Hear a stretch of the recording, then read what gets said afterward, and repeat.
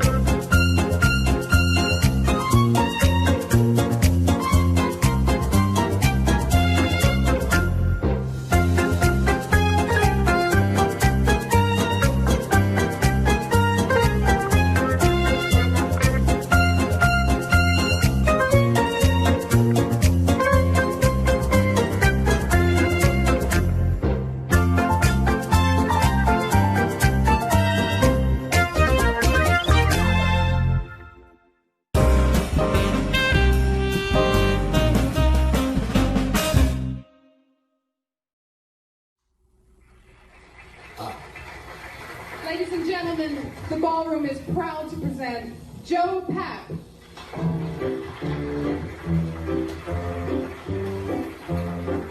So, what you're hearing right now is a recording, the actual recording of a concert that was given in 1978 by the great, maybe the most important impresario, theatrical personality of the 20th century, Joseph Papp.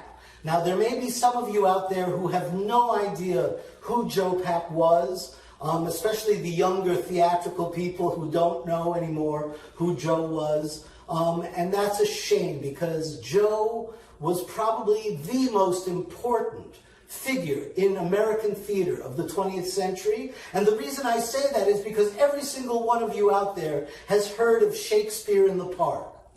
Almost everybody out there has heard of the Public Theater in New York. The idea that Shakespeare could be done for free for the public was a concept that was a revolution. And that concept was created, was envisioned by the great Joseph Papp.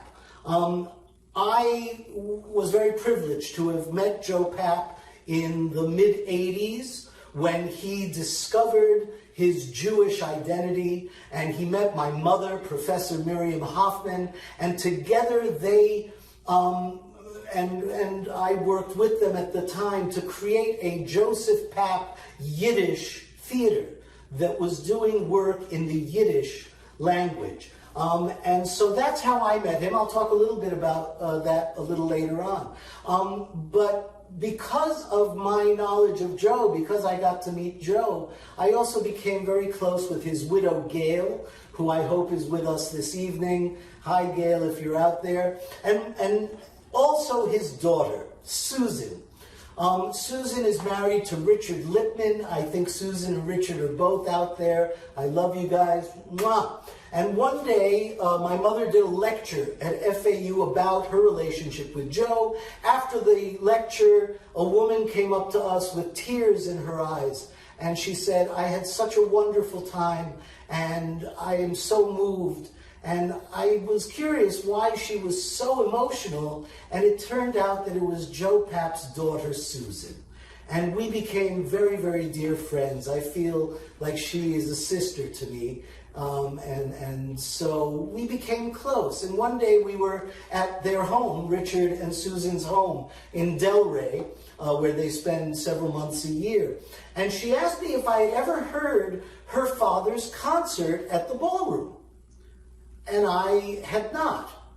And so for the next hour, I was enthralled when Susan played the entire concert, the one and only concert that Joe Papp gave in his entire career.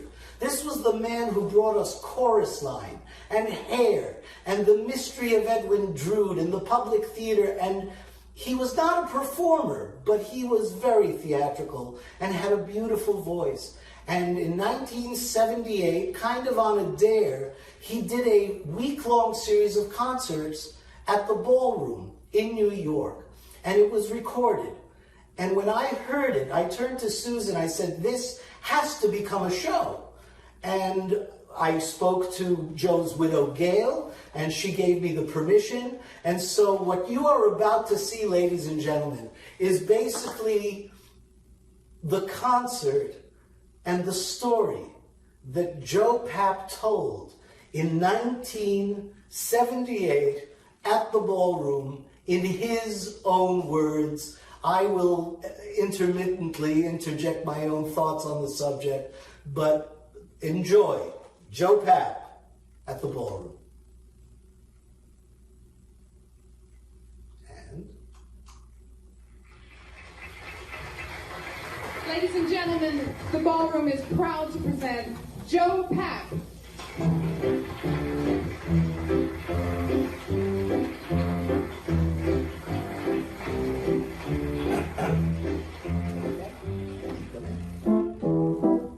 Friends, rummies, countrymen, well anyway, just friends. We find $1,000 and friendship ends. If we divide 1,000, what each one gets is a joke.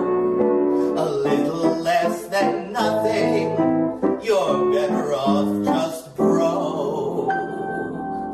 You've got the grass, you've got the trees, what do you want with money?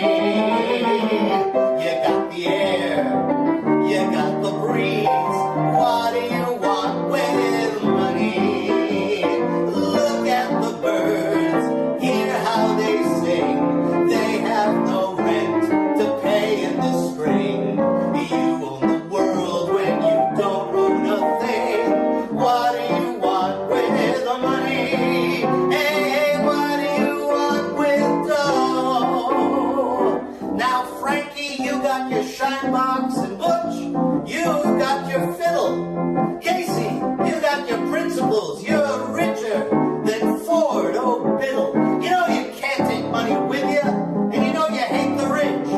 So be consistent, egghead, you stupid son of a... Which one of you is unhappy right now? What do you want with the money? What do you want with dough?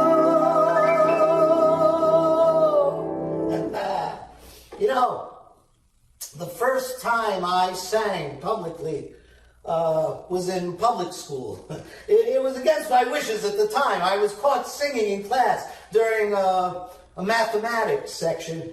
The teacher had called in the assistant principal, Ms. Maloney, And with very rouged cheeks, as I remember, she says, "Okay, you're going to sing in the assembly next Wednesday in front of all those boys from PS 141.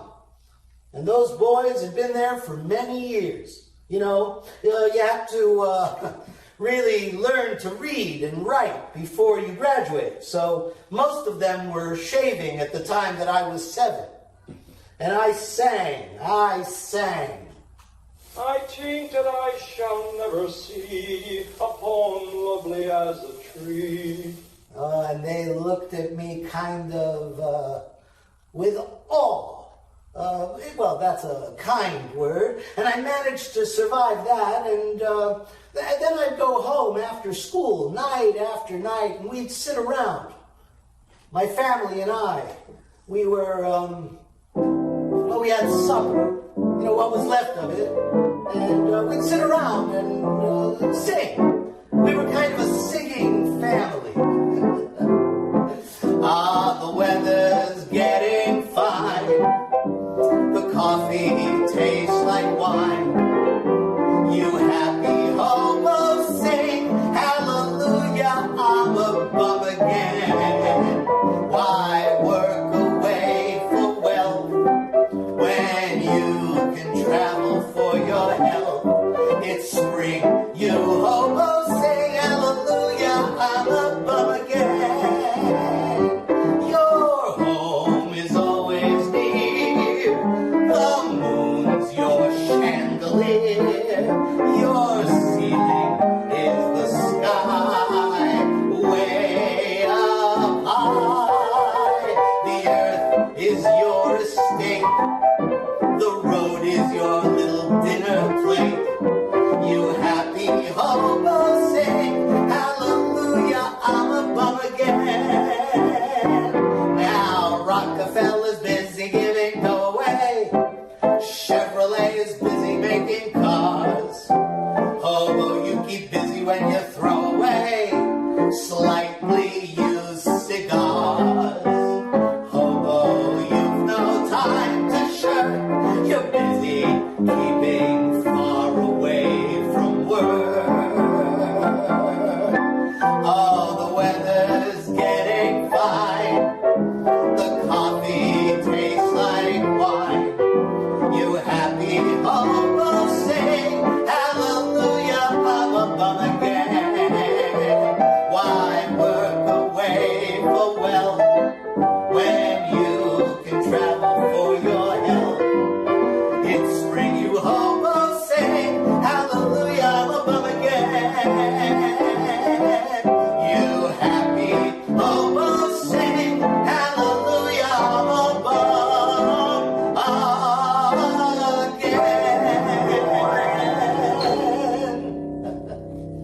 Thank you. Joseph Papp. Joseph Papp was an amazing individual with an amazing drive. And for most of his life, nobody really knew what his background was. He spoke with a little bit of an accent, but it was indecipherable. He used to tell people that his mother was British. Some people thought that his father was Greek. But the truth was, he was born a young Jewish boy in Brooklyn, New York. The time that he grew up was a time of horrible anti-Semitism, and that's what he experienced mostly when he was growing up. His real name, of course, was not Joseph Papp. And everybody in that time, especially the Jews, and especially in the entertainment industry, were changing their names. There was a great actor named Muni Weisenfreund, who started his career in the Yiddish theater. And then he moved out to Hollywood, and obviously he couldn't keep that name, so he changed it to Paul Muni. Edward G. Robinson had a Jewish name. And Joe Papp, of course, his original name was Yosale Papirofsky.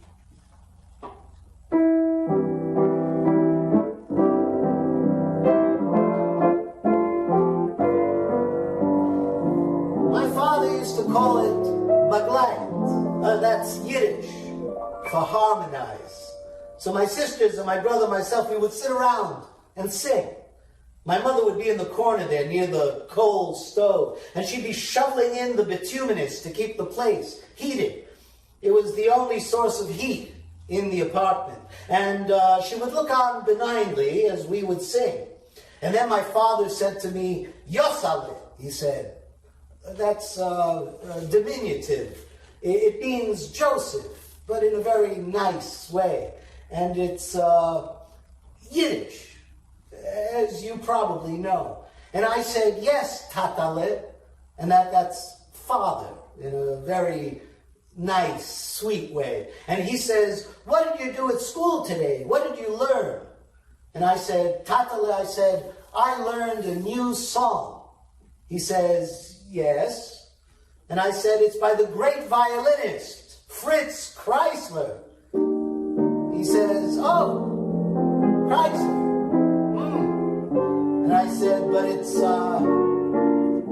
not Jewish, but it is a beautiful song.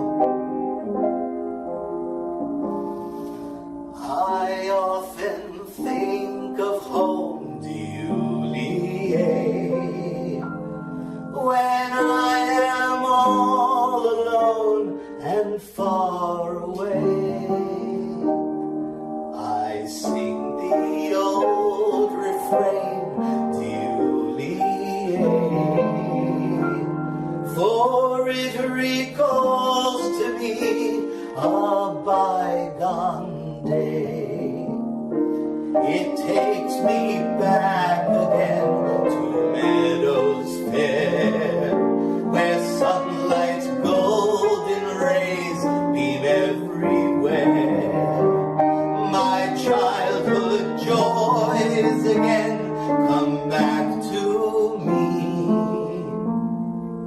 My mother's face in fancy too I see.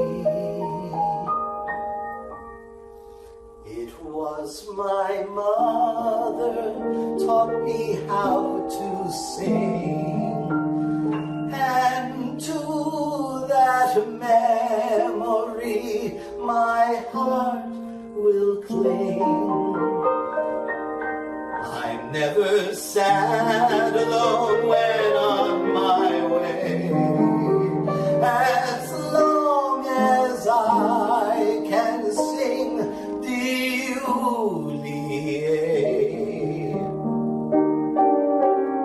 My father and mother both came from Eastern Europe. My father from Poland, my mother from Lithuania. She was working in a sweatshop here in New York. She was a garment worker.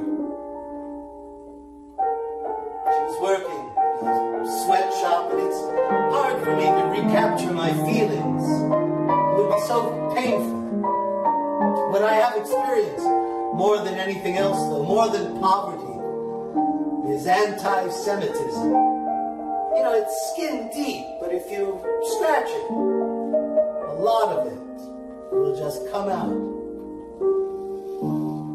It takes me back again to meadows fair, where sunlight's golden rays beam everywhere.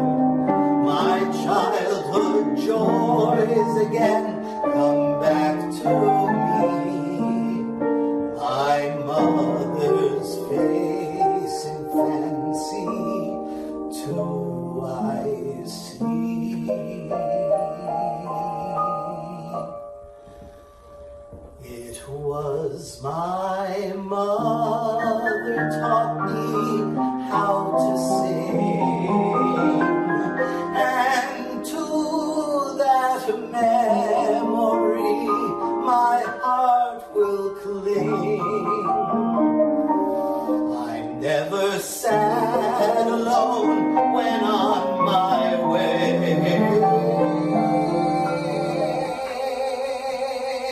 as long as I can sing.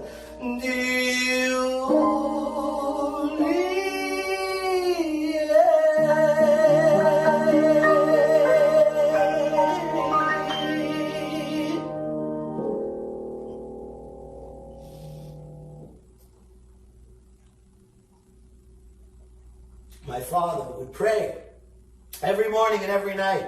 His Jewishness was as natural to him as eating and drinking. There was a small storefront shul, a little synagogue on the block, very poor. And I would go there. My father would take me with him early in the morning. And my father lost his job just around the beginning of the Depression. He started looking for work every day. He couldn't find anything. So they looked to me to do something. I would do all sorts of odd jobs. I sold peanuts in front of the Botanic Garden. I shined shoes for a while. In fact, my father took over my shoe shining job after I left. There was an incident that happened at the age of 11 in which I really first got a taste of what it means to be a professional. You see, I lived in a neighborhood, a very poor neighborhood, and this man, Mr. Finkelstein, he was going through the neighborhood scouting for poor Jewish boys who he could train for the high Jewish holidays. And he ran into Shlomi, the glazer's son. And he said, you're looking for singers. And Shlomi said, you should go upstairs to the 5th floor. 6095 Park Place. Yosale Papirovsky, up there. He says, he's a beautiful singer, has a shene voice, he says. I heard him sing at school. He sings trees. So he was perfect. Shene, that's pretty, beautiful. So Mr. Finkelstein got himself up to the 5th floor. He was breathing very heavily. And he knocks on the door. I say, yes. He says, I'm Mr. Finkelstein. He says, do you sing? I said, well, I try. He said, well, listen, I'll tell you what I'm going to do. Would you like to make a little money? I said, I'd love to make. He says, well, on the high holidays, he says, you can sing in the choir. I say, well, I never had any training. He says, I'll train you. Don't worry about it. He says, here's what you do. You come to my house. You come every day for 3 months. I live in the Bronx. He says, you get there after school. You come for 3 months. I'll train you. And you'll become a boy soloist. You'll sing on the high holidays, and you will make $35. I said, gee, that's fine. I'll do that. So every day for 3 months, I took the IRT and some other kind of transportation. And it took me 2.5 hours to get there. And I did that. And finally, after 3 months, he says, all right, Yosale, you're ready. He says, we're going to have rehearsals tomorrow morning at 11 o'clock. The shul is on 914 Ocean Parkway, he says. You better be there. 11 o'clock sharp. The whole choir will be there. And I say, I'll be there. And I go home and I says, Tatale, where is 914 Ocean Parkway? I mean, we lived in Williamsburg. He said, don't worry. He was a very optimistic man. We'll get there. Don't worry, Yosale.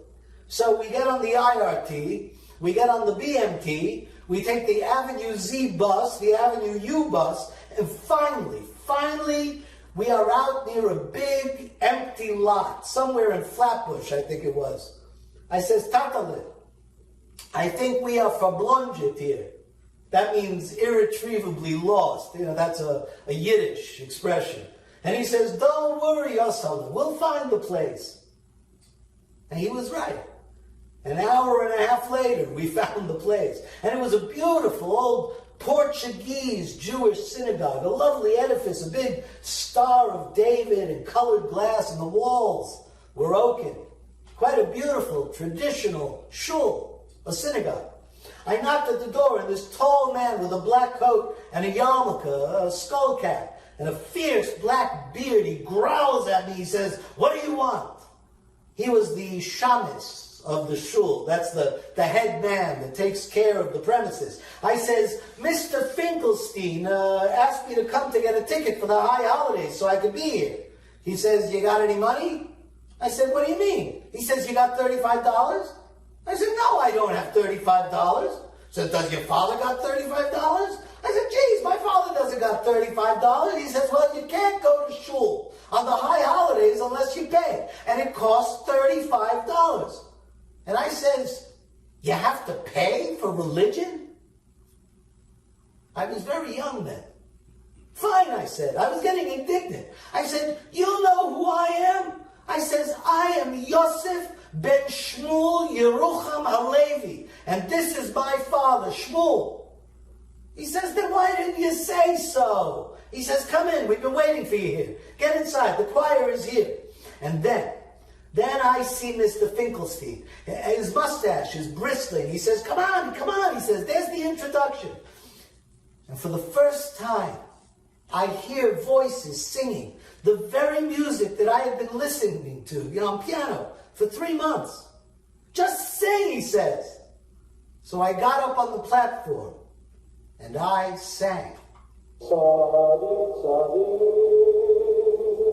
tzadik Adoshem, tzadik, tzadik, kechol berochom, Elohim elokot kasdecho, Amen be'emes yishecho, be'emes yishecho,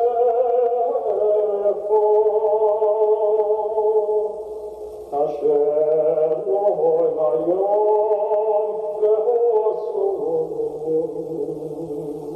v'yaveshes gadol yotzo, v'yaveshes gadol yotzo.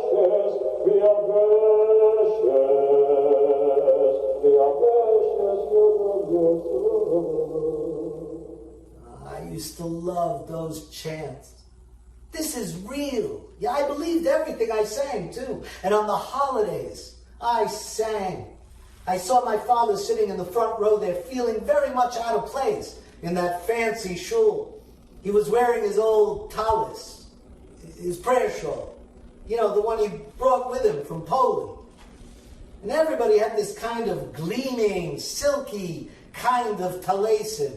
I think he liked the old shul. It was a small storefront on Park Place where we lived. Only about 10 people. And the only singer there was this old tailor. He was a kind of a cantor, but he had a wheezy little voice, something like, Tehei Naim Kadishecha Adon Olam Hashem Allah. But that was music to my ears. And I think my father loved that because he seemed to have the idea that was planted that a man sung directly to God without any intermediaries. But, we were very happy people, very happy. We loved to sing and dance. We loved Freilach music. Freilach means happy music, joyous music. And, there was this one song that was sweeping the Jewish neighborhoods at the time. And, it was one of those big hits. And, I loved that song so much. I wrote it down. I wrote the words down in my Cheder book. Cheder, that's a Hebrew school book. It's a book, you write down the ABCs. They call it the Aleph, Beis, Gimels, which is the same thing as ABCs. And I wrote the words to that song down, and I just learned a few years later that the Andrew sisters had made a record of this particular song. And then then everybody else knew about it. Not only the Jews, but the others. They also knew about it. And but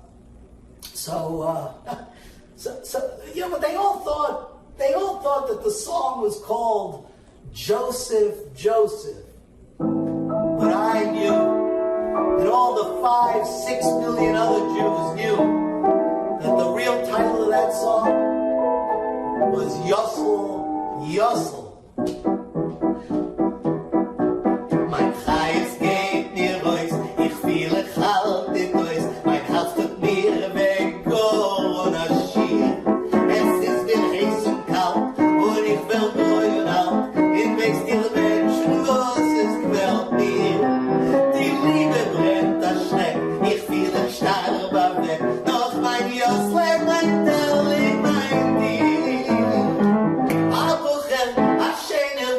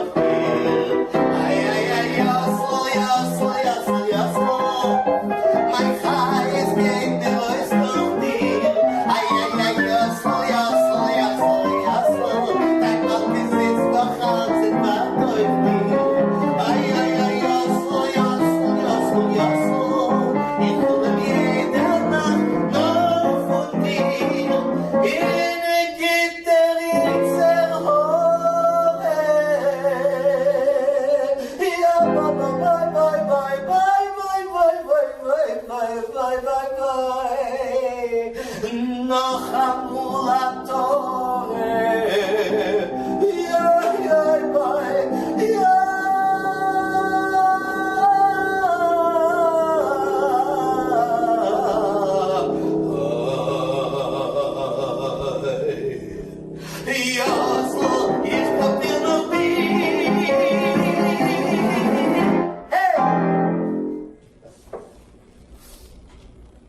So, Joe Papp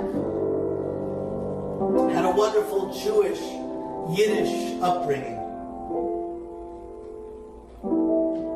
But for most of his life and his career, he never spoke about his Jewish identity. And it wasn't until the mid-'80s, when my mother was a professor of Yiddish language and culture at Columbia University, and she was also a journalist for the Yiddish Forward, the newspaper. She used to interview many celebrities, and she was lucky enough to interview Joseph Papp.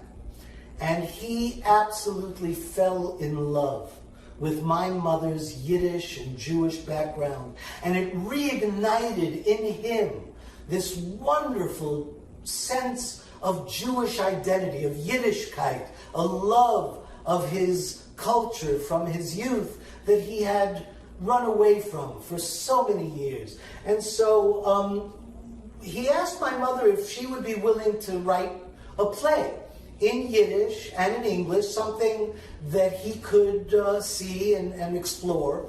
And so over a period of a few years, my mother and I worked on a show, and it was called Songs of Paradise. And it was a modern revolution in Yiddish theater because it was original music, it was rock and roll and jazz and rap, and it was just this wonderful comedy. The only way I could describe it was the book of Genesis meets Saturday Night Live.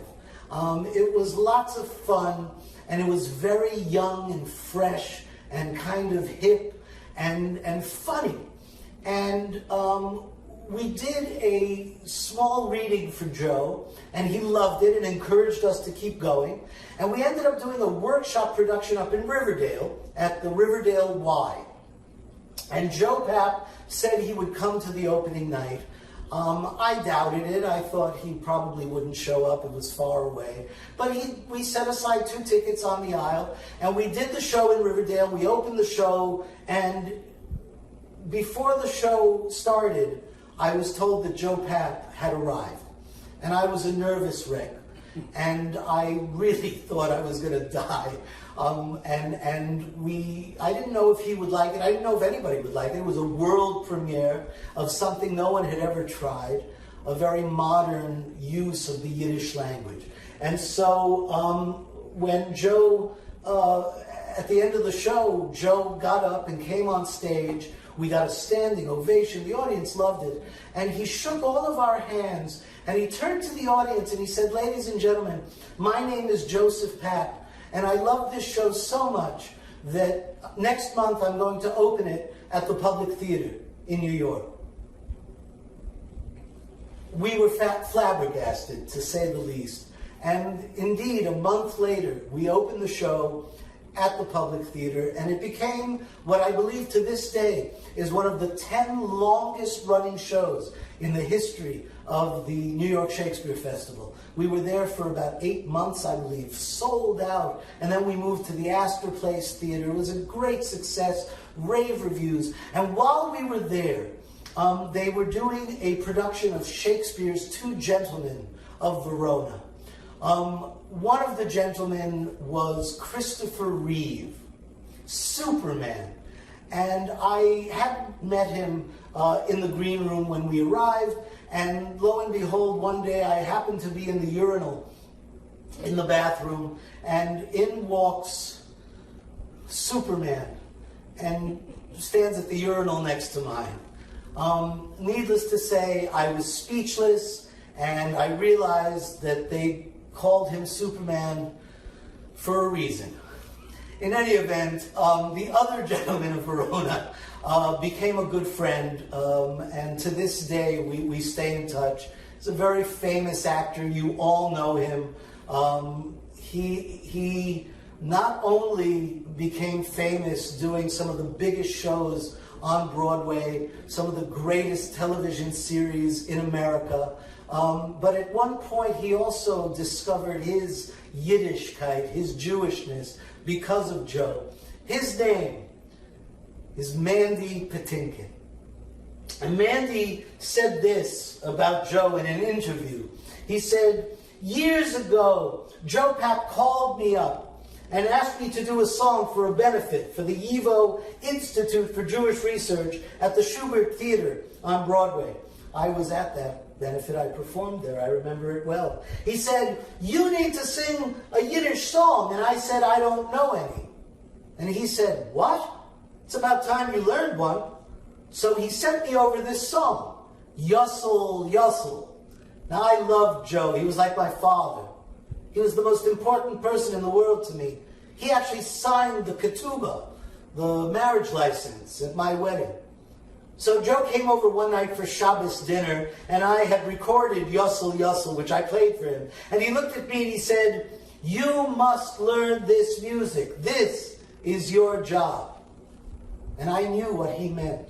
He meant that for whatever reason, I had been given the privilege to sing, and that it was my turn to get in that long line of people who've been carrying on this tradition, a tradition that was almost decimated in World War II, when so many voices were silenced." And there was another gentleman named Barry Edelstein. He served as a director of the New York Shakespeare Festival, the Public Theater's Shakespeare Lab Conservatory, and the Shakespeare Initiative. And he said this of Joe.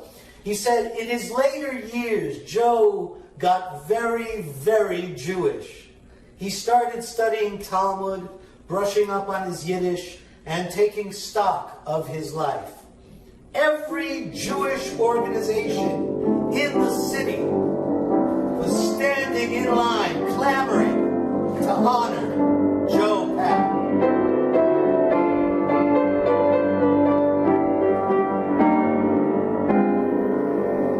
The whole idea of being part of a minority and not being able to speak a language, and your parents don't speak English, I was embarrassed to invite anyone to my house.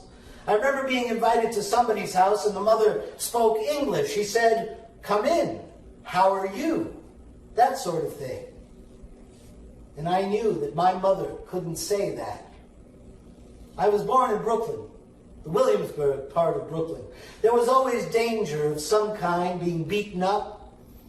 I mean, there were stabbings. I've seen someone with a knife in his chest. And I learned at the time that if you hit first, you have a tremendous psychological advantage. I was only 12, and I picked that up. The time I was young, which was in the 30s, there was a tremendous amount of fomenting. There were these extraordinary streams of thought that were coming around, particularly in the poor neighborhood in which I was born, because of the Depression. I mean, every person was a radical. In fact, the Communist League used to have a storefront that said, "Young Communist League," right in the front. Now, what they were saying sounded so good. The elimination of poverty, class distinctions. You know, there was a group of thugs, like myself, that would take furniture that had been placed out on the sidewalk, you know, people that couldn't pay their rent. They would empty out the whole apartment and throw it out on the street. And you would see this whole family out on the street. So we would wait until nightfall, and we would put it right back in the apartment again. You know, the police would come, they'd try to stop us, but we would disappear. You know, when I was young, I had no idea what culture meant, or it was never even mentioned. But the tastes of young people were very, very high. We knew what was good. I mean, you knew a good song. You knew a good baseball player. I mean, boy, you know, they even knew a good dancer. Now, Irving Berlin, he wrote good songs. He was a Jew, a Jewish composer. But what did he write? White Christmas, Easter Parade. I mean, couldn't it have been White Hanukkah, Passover Parade? Anyway, those were fine songs, great songs in the American tradition, and I loved both those songs. But when he was a younger man, Irving Berlin wrote songs about his own people. He wrote songs about the Jews of Eastern Europe who were living there under pogroms, conscription, brutality, denied their rights. And all the Jews there had one thought in mind: to come to this country. They wanted their children to grow up in this country, the United States of America, the Golden Land, the land of freedom, where the dreamy Volga flows. There's a lonely Russian rose, gazing tenderly down upon her knee, where a baby's brown eyes glisten. Listen, every night you'll hear her croon a Russian lullaby. Just a little plaintive tune when baby starts to cry. Rock-a-bye, my baby, somewhere there may be a land that's free for you and me, and a Russian lullaby.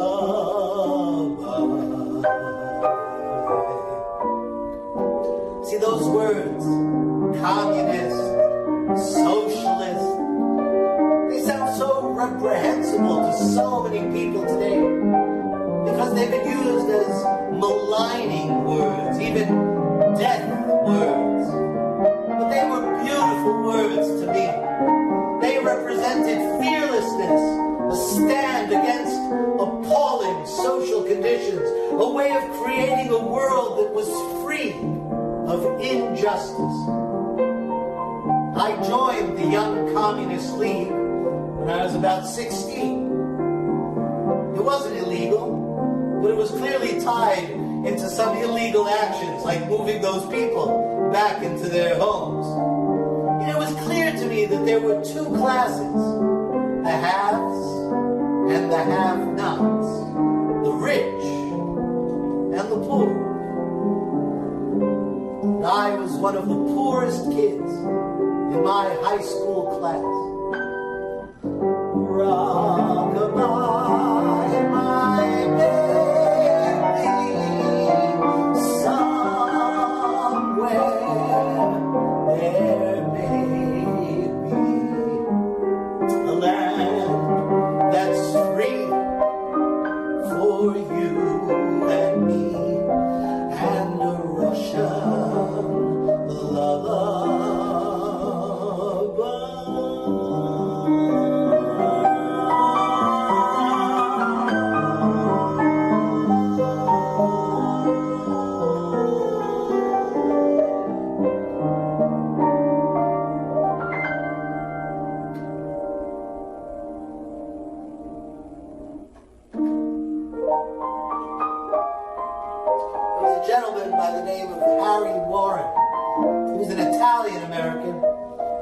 Born poor on the Lower East Side, under the Brooklyn Bridge.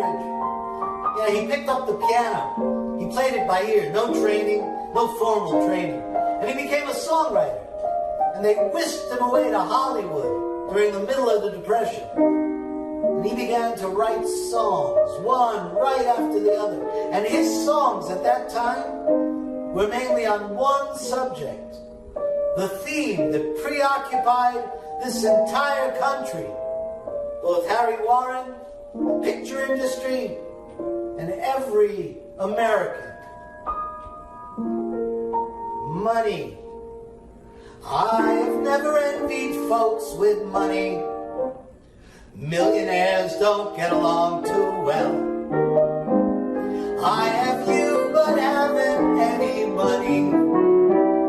Still, the combination would be swell.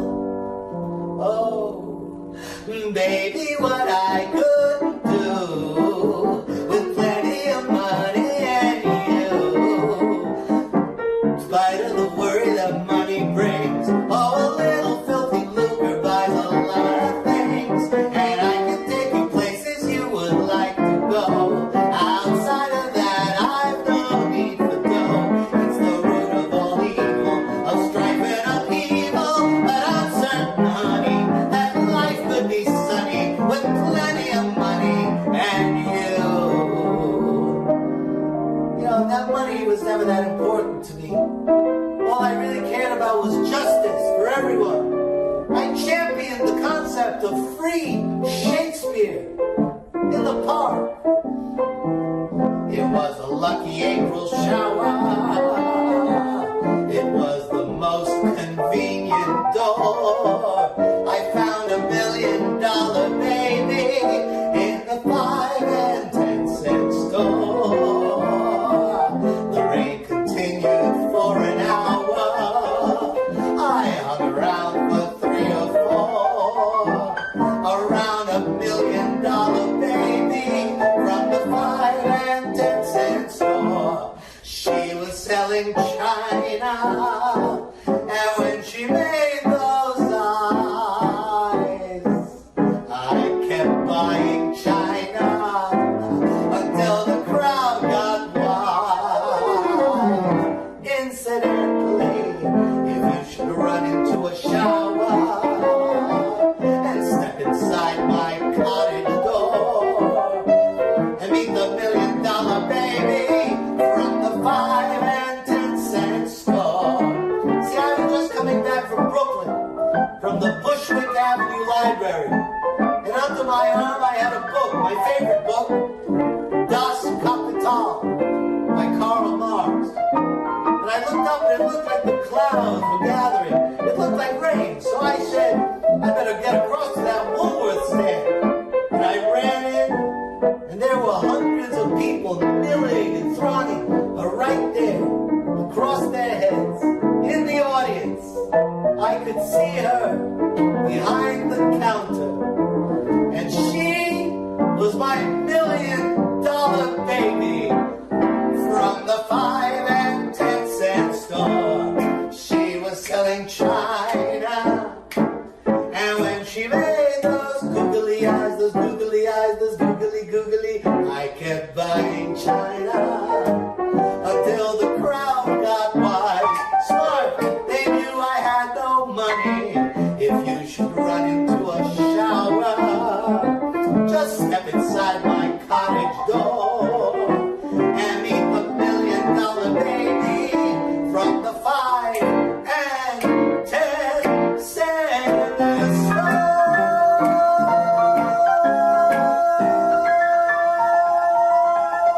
And, you know, again and again,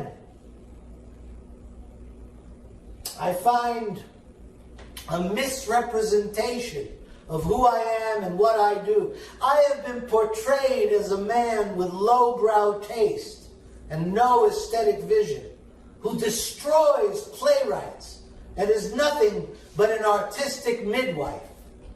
I've been attacked for being too anti-establishment, as well as for being the establishment, for giving too much or not enough support to minorities, for showing too much or not enough loyalty to the people with whom I work.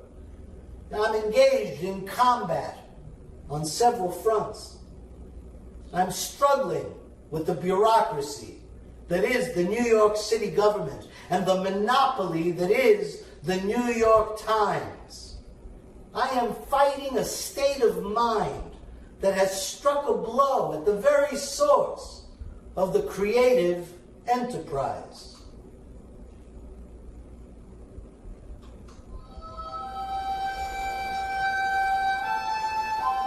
You know, at the same time that we're feeling the loss of financial support, we're also under attack by critics for principles that we have held since our beginning, such as multiracial casting, free or low-cost tickets, a quest for ever broader audiences, the plague of AIDS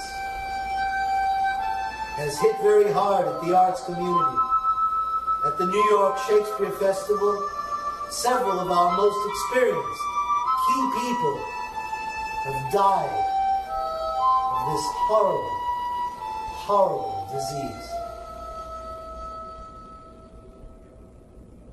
Early on a Sunday morning, high upon a gallows tree, Kevin Barry gave his young life for the cause of liberty. Only a lad of 18 summers, yet there's no one could deny that he went to death that morning, proudly held his head up high. Shoot me like an Irish soldier, do not hang me like a dog, for I fought for Ireland's freedom on that dark September morn. All around that little bakery where we fought them hand to hand. Shoot me like an Irish soldier, for I fought to free Ireland. And before he faced the hangman in his lonely prison cell, British soldiers tortured Barry just because he would not tell all the names of his companions, other things they wished to know. Turn informer and we'll free you. Proudly Barry answered, no. Shoot me like an Irish soldier, do not hang me like a dog, for I fought for Ireland's freedom on that dark September morn. All around that little bakery where we fought them hand to hand. Shoot me like an Irish soldier, for I fought to free our land.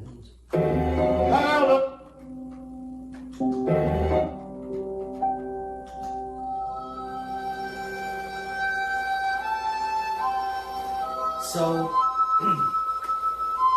what you're listening to right now is Joseph Papp, a very multi-talented man, playing the harmonica at the Ballroom in 1978. So Joe chose all these songs to sing because they had a special meaning to him. For instance, this particular song he sang because during the McCarthy era, Joe Papp's name came up and he was invited to testify and he refused to give any names.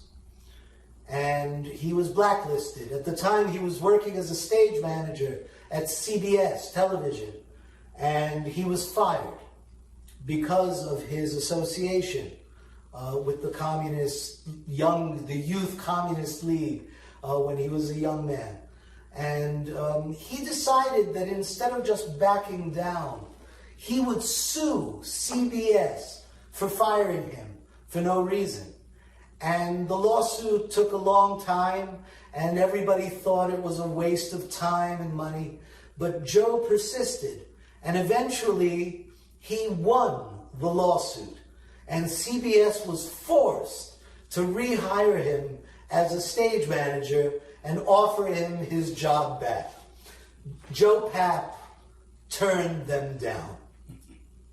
And instead, he decided to create what was to become the New York Shakespeare Festival, the Public Theater, Shakespeare in the Park. He had this great concept of justice, of free theater, free Shakespeare. Can you imagine in the 50s to come up with this idea that you're going to do theater, Shakespeare for free in New York, in the park?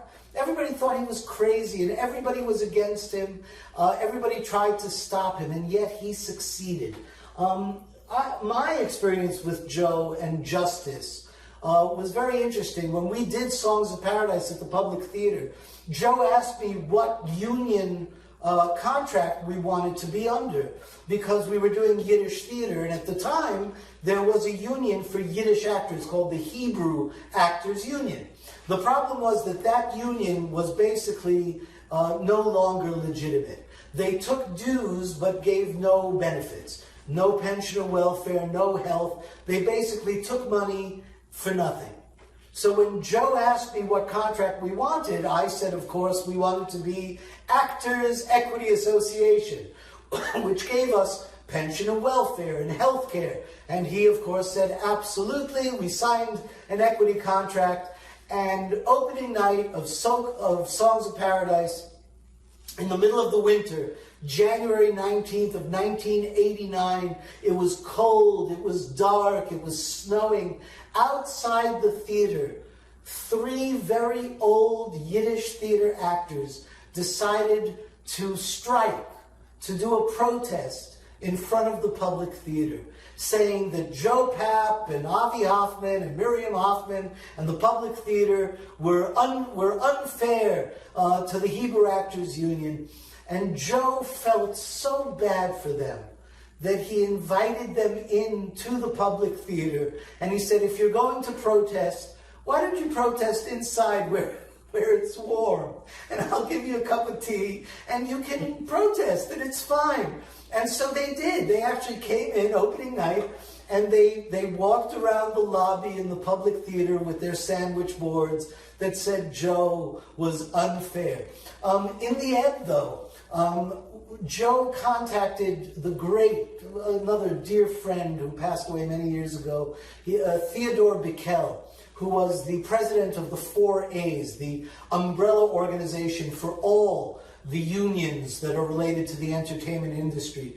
And we had a meeting with the president of Equity, the president and vice president of the Hebrew Actors Union, myself, the deputy, Joe Papp, Theo Bickel. We sat in a room and argued and fought and screamed and shouted. But by the end of the meeting, Joe had convinced the president of the Hebrew Actors Union to agree to a hybrid contract that would be an equity contract so that we could still get our benefits as actors, and the union would get the dues that we paid from our salary. And it was a compromise that they were willing to make, we were willing to make, and it was the first ever hybrid Hebrew Actors Union and Actors Equity contract ever created, and it lived for several years until the Hebrew Actors Union no longer existed. The building which housed that union for about 100 years is still on 7th Street between 1st and 2nd Avenue, and I hope that now, even though it's in disrepair at the moment, we are going to create a movement to turn it into a center for Yiddish culture and a museum of the great Yiddish theater that was the foundation for Broadway and off-Broadway and all of the theater that came after that.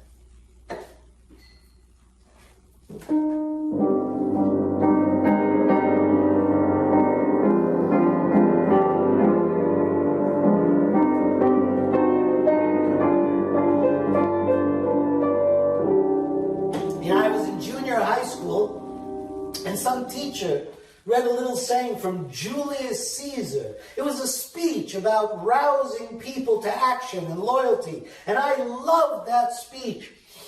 You blocks, you stones, you worse than senseless things. Oh, you hard hearts, you cruel men of Rome. Know you not Pompey? See, I identified with that character. He was protesting some injustice done to someone that he cared for. I didn't understand a lot of the things he said, but it sounded so good. And I memorized it. I didn't admit to anybody that I loved Shakespeare, because on my block, if you told that to any of those guys, they would beat you up. You know, the idea that you're going to put on plays of Shakespeare for ordinary people who are supposed to not understand Shakespeare and not charge admission, that was kind of a radical act. Now, I didn't think it was radical. See, during the Vietnam War, the hippies were all around the theater at that time. And I had this tremendous feeling of responsibility for young people, to protect them. I understood the feelings that went into these plays like hair. They aroused my own feelings about injustice, the terror of life, the terror of war. You know, I hate to see minorities completely absorbed into the mainstream of American life. I think we lose a great deal. See, I like what's different. Wherefore rejoice? What conquest brings he home? What tributaries follow him to Rome, to grace in captive bonds his chariot wheels? Shakespeare was a stranger to me. I had no particular interest in him, for I was from a different cultural tradition. But I fell in love with the bard.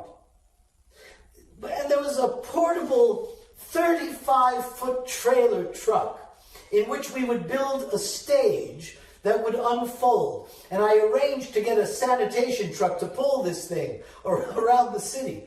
I found myself directing all the plays on the mobile unit because I felt that this was something I wanted to be closely identified with, bringing Shakespeare to these communities. The culminating venue of this mobile theater was Central Park. We brought this truck and came in at about 2 o'clock in the morning. I had no permit.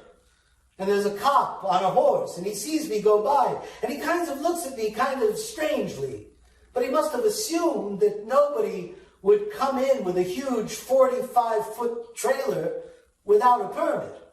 And the truck began to fall apart. I mean, it kept leaning over to the side. You'd see it coming around the corner, and everybody would go, oh! See, by the time the company got to Central Park, the truck would no longer roll. And so by sheer inadvertence, the Shakespeare Festival wound up on the shore of this little pond in Central Park. Anyway, I know a good speech when I hear one, because it all sounds like music to me.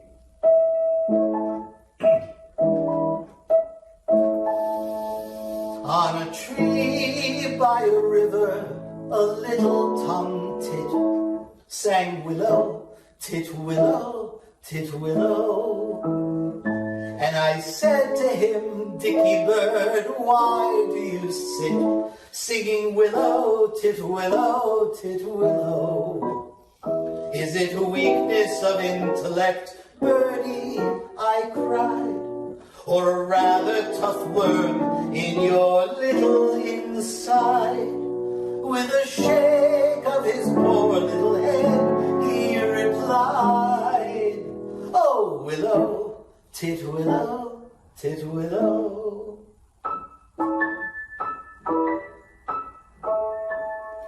He slapped at his chest as he sat on that bough, singing willow, titwillow, titwillow, and a cold perspiration bespangled his brow. Oh, willow, titwillow, titwillow. He sobbed and he sighed, and a gurgle he gave. Then he plunged himself into that billowy wave, and an echo arose from the suicide's grave. Oh, willow, titwillow, titwillow.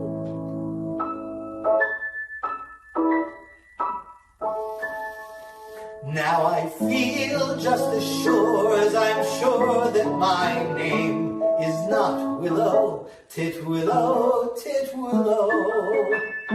That was blighted affection that made him exclaim, "Oh, willow, titwillow, titwillow." Now if you remain callous and obdurate, I shall perish as he did, and you will know why, though I probably shall not exclaim as I die. Oh, willow, titwillow, titwillow. You know, I think of my father when I sing. The songs were very much related to my childhood, and I got a real sense of what he had given me. And I never thanked him. You never know. I'd taken it for granted. In some way, I felt that this was an expression of that. It was a tribute to my father, my mother, people who gave me something without making a point of it. They left me no money. They were very poor and broke at the end. But what I was given was very, very important. They gave me a heritage. I felt that it was absolutely essential that in order to attract an audience that represented all groups, regardless of their ability to pay, and even those that could pay, to get them into the theater, to give them an experience with a living play and Shakespeare. I felt that even a quarter would be too much. I feel that there are public libraries that are free.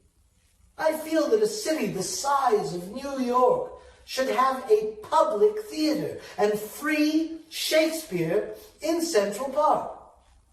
And when I went out there in the park on opening night, the place was packed, every seat full. I said, "Ladies and gentlemen," and I couldn't get any farther than that.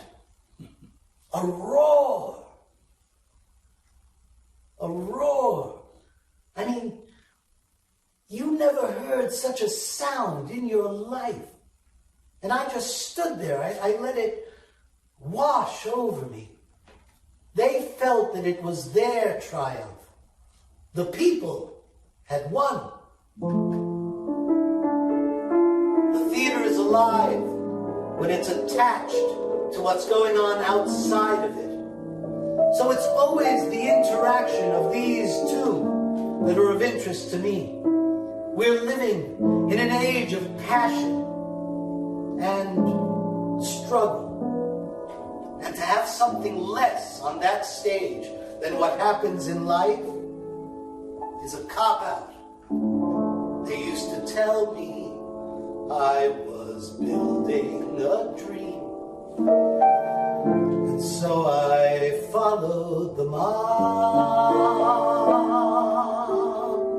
When there was a burdens to bear, I was always there, right there on the job.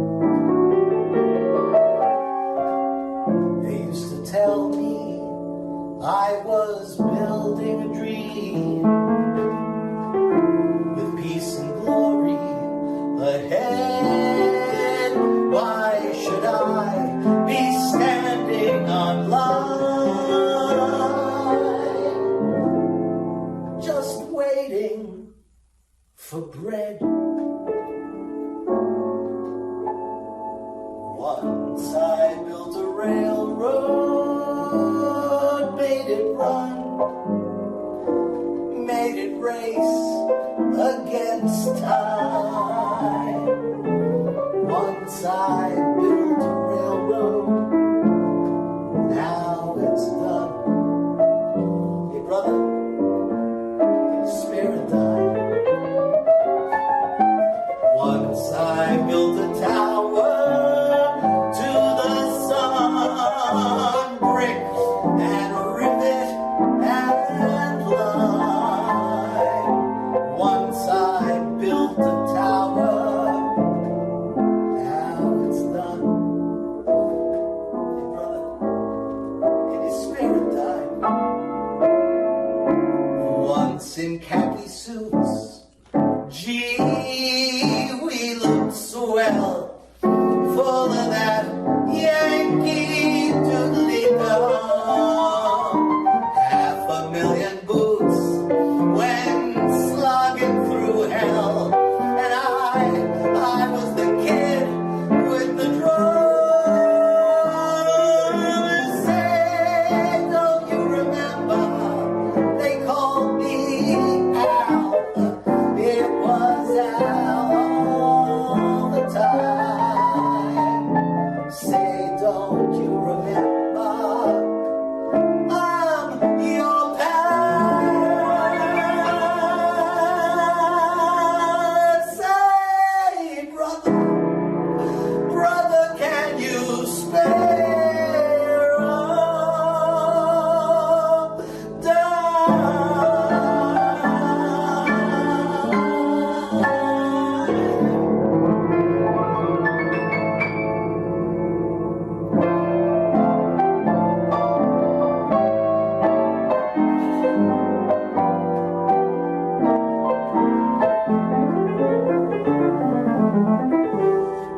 I have very, very little family life because I work all the time. I work like 7 days a week. I have some relationships with my children of varying kinds. I like family life, but I can't lead one. Splendid isolation. It just defines me. You know, you lead a rather lonely existence when you're at the top. And you have to be able to evaluate how people relate to you. I have to go back into these old areas and find out that the things that I decided to accept about myself, especially the positive things, might prove to be not so positive at all, or else outweighed by the negative things. You know, there are things in everyone's life that they don't ever want to talk about. My life includes 4 marriages and 5 children. And there's no question that those children were influenced and perhaps scarred by those broken marriages. But now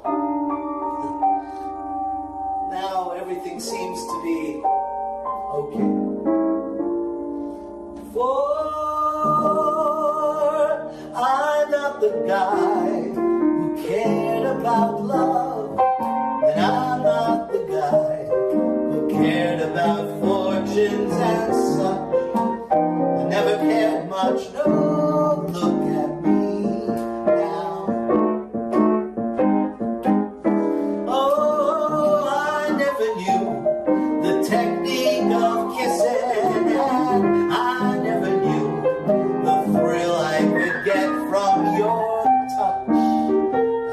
cared much, but look at me now.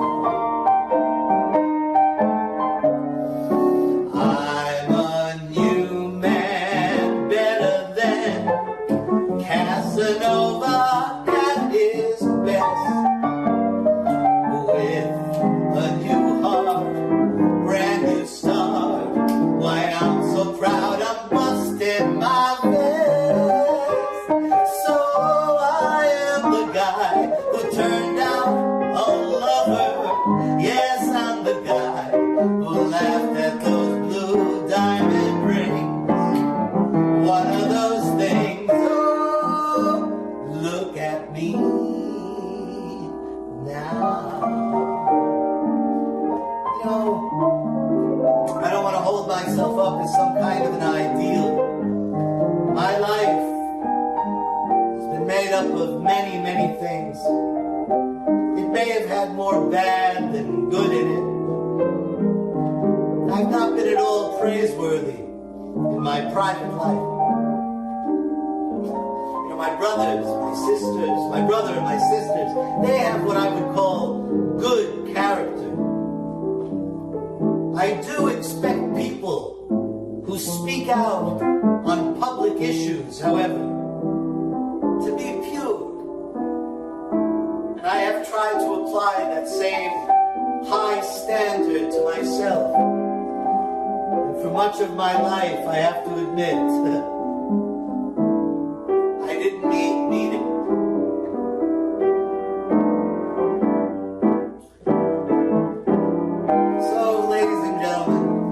What you saw tonight was all Joe Papp. All the words that Joe spoke were his thoughts and his reminiscences in 1978. And the songs that he chose were his songs. And Joe passed away in 1991, just a few short years after I was privileged to work with him. But he, in many ways, has been a mentor to me all these years, ever since he passed away. And when I started the not-for-profit Yiddishkeit initiative, I always think to myself, what would Joe do? How would Joe make this move forward? And so even in a time like this, when we are in our homes, socially isolated, socially distanced, and being forced to be unemployed and out of work and unable to pursue our normal lives and to pursue our art, I thought I have to do something. And so here we are tonight, doing a show for you here on Facebook Live. By tomorrow or the day after, it will be on our YouTube channel, which is also the Yiddishkeit Initiative. You can find us on YouTube.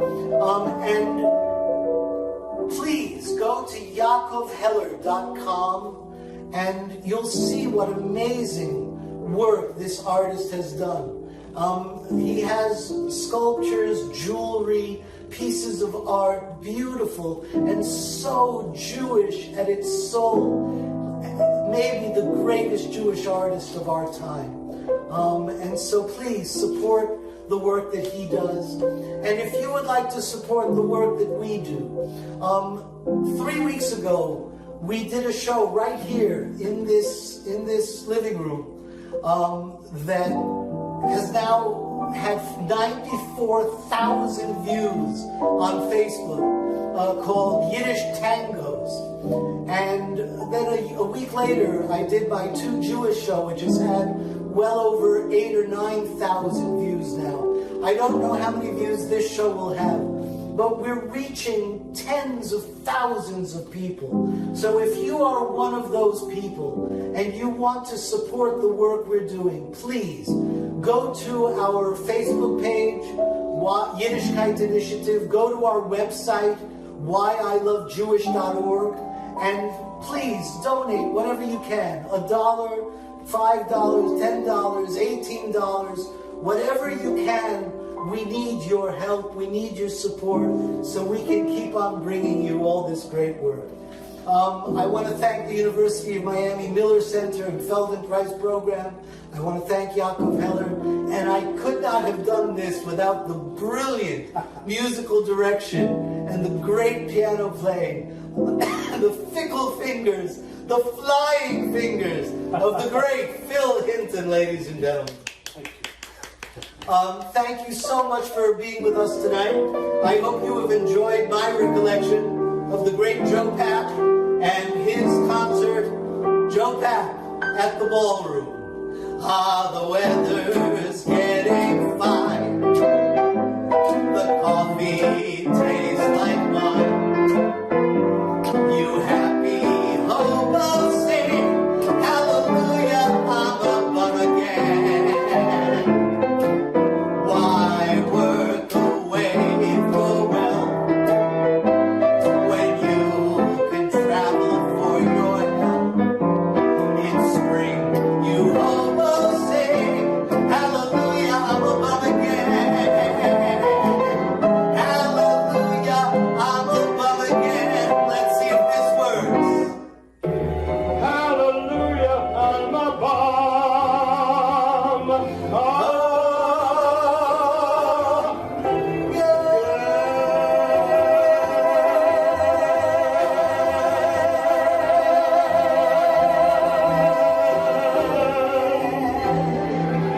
Thank you, Joe Papp.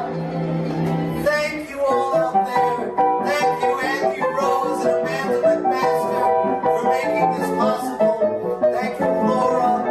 Thank you, Jakob Heller, and this incredible sculpture of Fiddler on the Roof. And thank you all for being here.